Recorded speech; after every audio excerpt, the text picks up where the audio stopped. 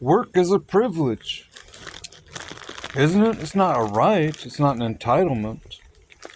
I believe working for an employer as an employee is a privilege. It's up to your employer if they want to hire you and even keep you on their books. So it's really gracious. It's merciful. It's kind.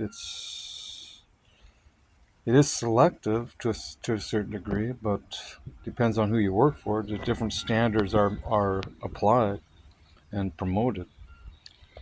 Uh, you know, but it's labor intensive. It's manual labor. It's not like office work. I mean, there is office work, but it's for management and for the secondary managements. There's two different managements. But for us scoobs, it's pretty easy. We just gotta maintain our physical strength, and we can do the work. Oh yeah, I'm sure that's how the Egyptians were. They laid one brick at a time, but it wasn't just the installation of the stones. They had to go to these quarries, these where these rocks were, and carve it out of the rest of the mountain or the cliffs or wherever they found this rock or this granite, masonite or limestone or whatever they used. They used a variety of stones that were made of different elements. Limestone, granite. I don't know. Some of it might have been volcanic. I'm not sure how strong volcanic rock is because it's been compromised with its integrity. Heats up and then it melts and heats up. I don't know if that strengthens it or weakens it, but I mean, initially everything was molten anyway. I presume. I mean, everything was liquefied, but it hardens and over years and certain chemical reactions, not just from the heat and the aging, but there's chemical reactions in the Earth's materials which cause it to harden or remain pliable, depending on which chemicals are in there. And when you add water, that some of them sometimes strengthens the material.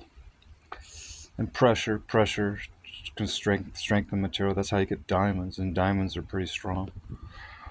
But you also get gold, and gold is quite soft if it's pure gold.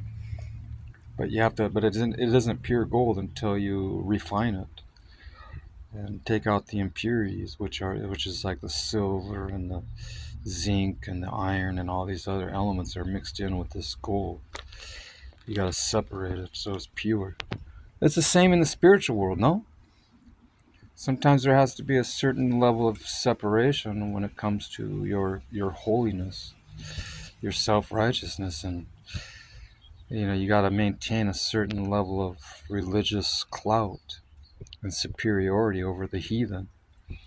So you have to be pure in your deeds, your thoughts, and your words and your actions. Because if you're not, you're unholy and unrighteous. You're defiant towards God or the gods. You're in complete disobedience and rebellion. How dare you defy God? God's laws are greater than your laws. His laws are what do you call it? Infinity. Are infinite. His laws are infinite. Yours are finite. And there's no double crossing God. God will what do you call it, recompense, or God will exact the scales eventually. And that's what the Egyptians believed. It's not just the Egyptians, but most religions around the world believe in accurate scales, accurate measures. And it comes from our Creator, who is the original institutor of the balance and measures, because this is supposed to determine truth. It's supposed to weigh truth, determine truth, and it's supposed to differentiate between truth and falsehood, lies and deception, and cunning and deceiving. It's all from the pit of hell, the Bible says, from the Gehenna, from the Abuso. Puso.